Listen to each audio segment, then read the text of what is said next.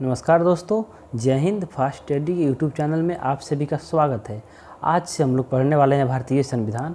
और भारतीय संविधान के हम लोग एकदम बेसिक से लेंगे और उसके बाद हम लोग भारतीय संविधान में जितने भी अनुच्छेद हैं, जितने भी भाग हैं, सारी चीज़ को हम लोग अच्छे से कवर करेंगे। एकदम यूपीएससी लेवल का हम लोग कवर करेंगे। कोई भी इसमें कटौती नहीं की जाएगी आपके ज्ञान में। तो देखिए, हम लोग भारतीय संविधान में सबसे पहले एक अच्छा सा ओवरव्यू ले लेते हैं। ये पूरा अच्छे से विस्तार से नहीं है, लेकिन हम जब पढ़ाएंगे तो आपको अच्छे से पढ़ाएंगे, पूरा क्लैरिटी पढ़ाएंगे। लेकिन जो मेन टॉपिक है इसका, उसको हम लोग समझ लेते हैं। क्या क्या हम लोग मेन इस पे ज़्यादा हम लोग को फोकस करना पड़ेगा। इसको हम लोग किस किस टॉपिक को पढ़ेंगे। तो सबसे पहले हम लोग क्या होता है कि देखेंगे कि हमारे संवैधानिक विकास। यहाँ पे देखें, संवैधानिक विकास। सबसे पहले हम समझेंगे संवैधानिक विकास। हमारे संविधान का विकास किस प्रक्रिया के द्वारा कैसे हुआ, क्या किन किन घटनाओं से हुआ हमारे संविधान का विकास। उसके बाद हम लोग पढ़ेंगे संविधान सभा। संविधान सभा पढ़ेंगे, हमारे संविधान सभा का गठन कब हुआ और इसका गठन किस लिए किया गया था। इन सारी चीज़ों को हम संविधान सभा में समझेंगे। उसके बाद विदेशी स्रोत समझेंगे। विदेशी स्रोत में हम लोग पढ़ेंगे कि किस भाग को, किस अनुच्छेद को और किस नियम को कहाँ से लिया गया, किस देश से लिया गया है। इसको हम लोग अच्छे से समझेंगे विदेशी स्रोत में। उसके बाद हम लोग पढ़ेंगे संविधान की अनुसूची।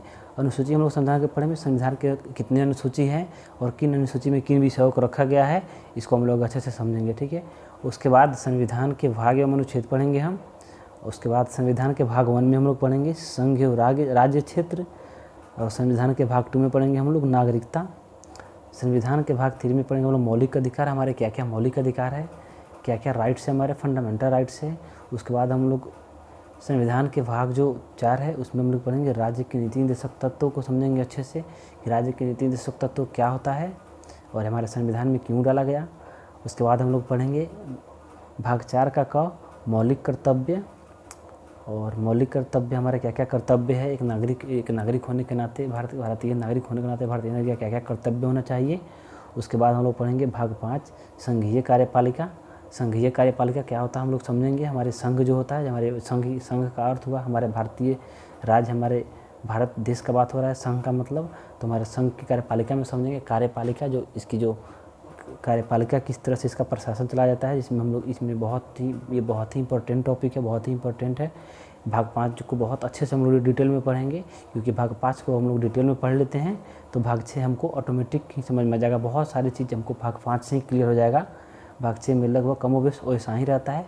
देखिए, संघीय कार्यपालिका हम लोग क्या पढ़ेंगे भाग 5 में, यहीं पे पढ़ेंगे हम लोग राष्ट्रपति के बारे में पढ़ेंगे। उसके बाद राष्ट्रपति के जितने भी अनुच्छेद हम कोई इसी में कवर करेंगे हम लोग, उपराष्ट्रपति। उसके बाद मंत्रिपरिषद, जिसमें हम लोग प्रधानमंत्री, रक्षा मंत्री, गृह मंत्री, जितने भी मंत्रिपरिषद है, जितने भी मंत्री है, उनको हम लोग अच्छे से कवर करेंगे। उनका कार्यकाल क्या, उनका कार्य क्या होता है। उसके बाद हम लोग पढ़ेंगे, इसी में पढ़ेंगे संसद पढ़ेंगे। और इसी में हम लोग पढ़ेंगे न्यायपालिका, हमारे जो सुप्रीम कोर्ट है, इसी में हम लोग पढ़ेंगे संघीय कार्यपालिका में ही। ये बहुत ही इंपॉर्टेंट टॉपिक है। उसके बाद राज्य की कार्यपालिका पढ़ेंगे और अंत में हम लोग संविधान संशोधन पढ़ेंगे। संविधान संशोधन क्या है। संविधान जब हमारा बनाया गया, ठीक है, तो उस समय संविधान निर्माताओं ने एक ऐसा विधि रख दिया ताकि फ्यूचर में कभी संविधान में कोई चेंजेस लगे कि वो उसके अनुकूल नहीं है तो उसको बदला जा सके। तो संविधान संशोधन हम लोग अंत में पढ़ेंगे। ये बहुत ही इंपॉर्टेंट है संविधान संशोधन। इसमें से क्वेश्चन तो आता ही आता है, इसको आप इग्नोर नहीं कर सकते। और बता दें आपको कि अगर आप UPSC, state PCS, bank, SSC, railway या अदर कोई भी कंपटीशन का एग्ज़ाम की तैयारी कर रहे हैं तो आपको इनमें से क्वेश्चन आना ही आना है। तो आप अगर चाहते हैं कि अच्छे से मेरा तैयारी हो पाए तो आप इस चैनल को सब्सक्राइब कर लें, ताकि मेरी हर वीडियो की नोटिफिकेशन सबसे पहले आपको मिले और आप अपने तैयारी को बेहतरीन तरीके से, बेहतरीन ढंग से कर सकें। आपको बता दें कि आप कमेंट में एक चीज़ बताइएगा। देखिए, हमने संविधान का ये सीरीज शुरू किया है, ठीक है, इसको हम अंत तक ले जाएंगे और अच्छे से डिटेल में पढ़ाएंगे।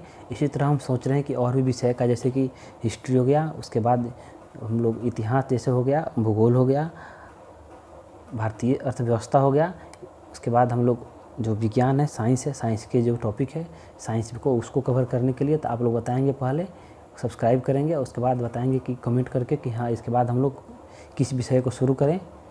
तो आप लोग जो कमेंट कीजिएगा उसी के अनुसार से, आपको परसेंटेज के हिसाब से उस विषय को हम फिर से शुरू करेंगे। अच्छा लगे तो आप लाइक कीजिएगा और सब्सक्राइब तो कर ही लीजिएगा ज़रूर, क्योंकि आपको इतनी बेहतरीन तरीके से समझाया जाएगा, आपको बहुत ही बेहतरीन तरीके से, ताकि आपको कभी एक बार आप समझ लेंगे, दोबारा आपको कहीं पढ़ने की ज़रूरत नहीं पड़ेगी। तो चलिए हम बताते हैं हम लोग सबसे पहले इसमें क्या पढ़ने वाले हैं। देखिए, सबसे पहले इसमें पढ़ेंगे हम लोग संविधान के भाग एवं अनुच्छेद। संविधान के भाग एवं अनुच्छेद से शुरू करने का मेरा मकसद यही है। अगर संविधान के भाग और अनुच्छेद को अच्छे से आप समझ लेते हैं तो ये जितने भी विषय है, जैसे कि विदेशी स्रोत हो गया, संविधान की अनुसूची और संवैधानिक विकास, संविधान सभा, जब यहाँ से हम लोग शुरू करेंगे, इसको एकदम से पढ़ते जाएंगे, यहाँ मौलिक अधिकार जब ये सब पढ़ लेंगे, उसके बाद हम लोग को जो संवैधानिक विकास है पढ़ने में बहुत ही आसान सा हो जाएगा। अगर इस तरह से हम पढ़ते हैं तो हमको थोड़ा सा मुश्किल होगा पढ़ने में, थोड़ा सा बोरिंग फील होगा आप लोगों को भी, इसीलिए हमने यहाँ से शुरू किया है। देखिए, संविधान के भाग हम लोग और अनुच्छेद की बात करते हैं। थोड़ा सा आज हम इसका ओवरव्यू लेंगे, क्योंकि आज पहली क्लास है, बस थोड़ा सा ओवरव्यू के लिए चलेंगे। हमारी मेन क्लास स्टार्ट होगी भाग 1 से, संघ एवं राज्य क्षेत्र से। ठीक है, तो दोस्तों चलिए हम लोग स्टार्ट करते हैं।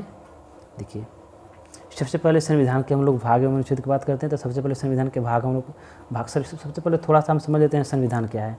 संविधान किसी देश का वैसा दस्तावेज है जिसमें शासन के नियम को लिखा जाता है, यानी शासन के नियम उसमें निर्दिष्ट होता है कि किस तरह से किसी देश का शासन चलेगा। उसके बाद हम भाग देखते हैं। भाग क्या होता है, देखिए भाग हो गया, और भाग क्या होता है, यह एक या एक से अधिक अनुच्छेदों का समूह होता है। कहने का मतलब ये हुआ, यह एक भाग में हो सकता है कि एक अनुच्छेद रहे, या फिर 1 2 3 4 5 6 अनंत, यानी कितना भी अनुच्छेद रहता है। यह एक या एक से अधिक अनुच्छेदों का एक समूह होता है, इसी को भाग कहते हैं हम लोग। एक भाग में बहुत सारे अनुच्छेद रहता है, एक भी रहता है, अपने ज़रूरत के हिसाब से हर संविधान में हर भाग में अलग अलग रखा गया है, जिसमें जिसकी जितनी ज़रूरत पड़ती है।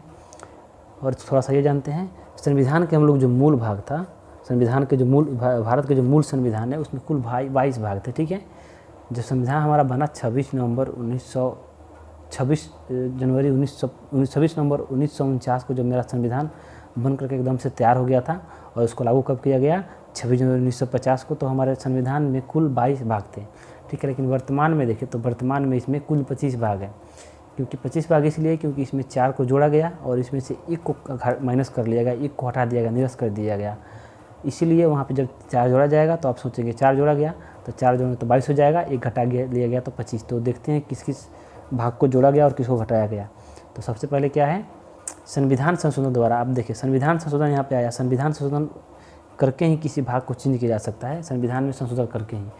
संविधान संशोधन करके द्वारा भाग 4A, 9A, 9B और 14A को जोड़ा गया, और भाग 7 को निरस्त कर दिया गया, उसको वहाँ संविधान से हटा दिया गया। ठीक है, उसके बाद क्या है, भाग 4A को 44वां संविधान संशोधन 1978 में जोड़ा गया।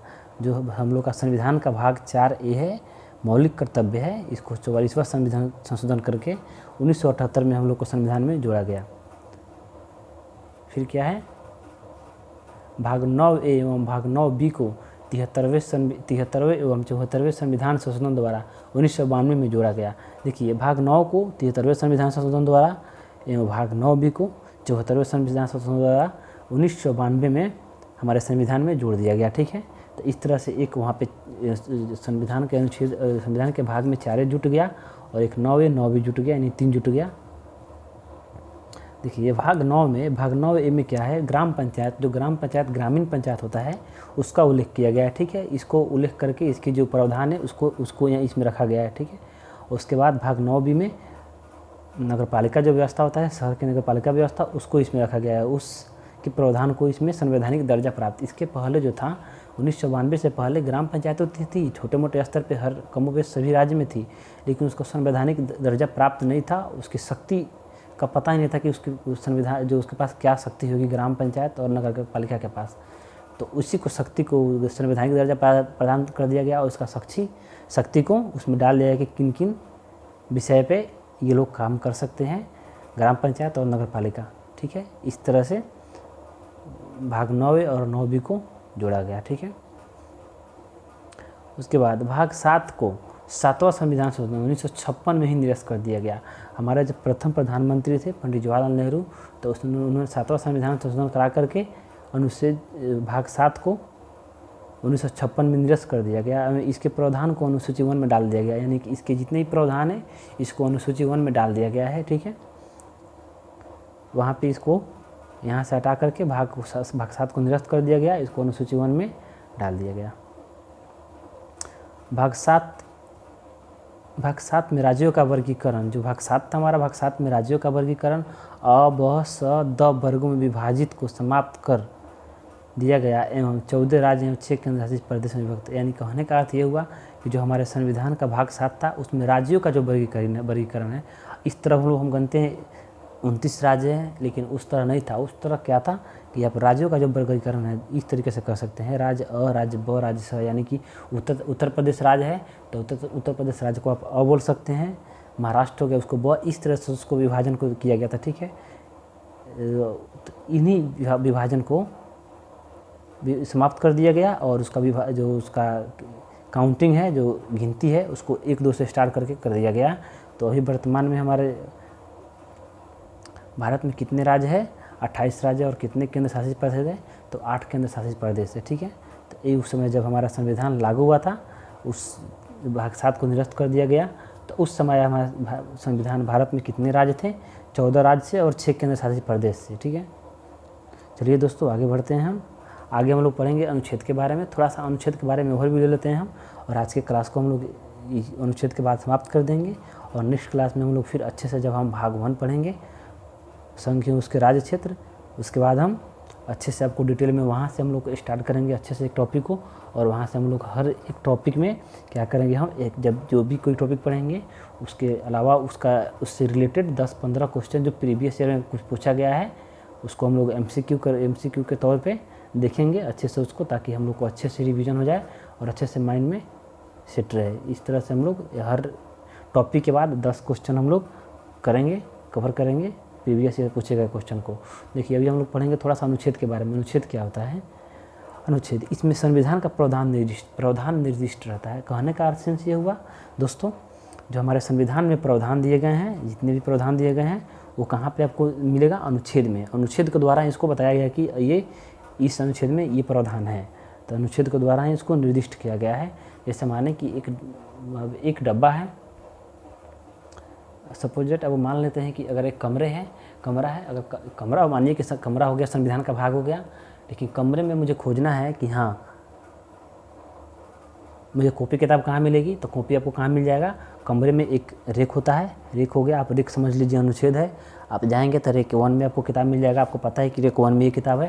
तो सेम उसी तरह से है कि संविधान के अनुच्छेद में ही प्रावधान निर्दिष्ट रहता है।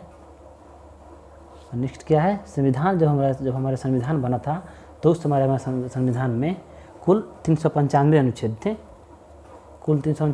थे, लेकिन वर्तमान में देखा जाए तो वर्तमान में हमारे संविधान में 495 अनुच्छेद है। लेकिन आपको एग्जाम में जब पूछेगा तो आप 395 ही दीजिएगा। ये इसलिए दीजिएगा क्योंकि डिजिट आपको 395 ही दिएगा, उसमें जोड़ा गया है, अंदर ही जोड़ा गया है। जैसे कि 19 में ABCD इस तरह से बहुत सारे उसमें अंदर ही जोड़ा गया है। ठीक है, तो इस तरह से आप जब भी पूछेगा एग्जाम में तो आप 395 ही दीजिएगा। सेम उसी तरह से अगर आपसे पूछे कि आपके संविधान में, भारत के संविधान में कितने भाग है, तो आप 22 दीजिएगा, क्योंकि नंबर में देखेंगे तो अभी वो 22 ही है।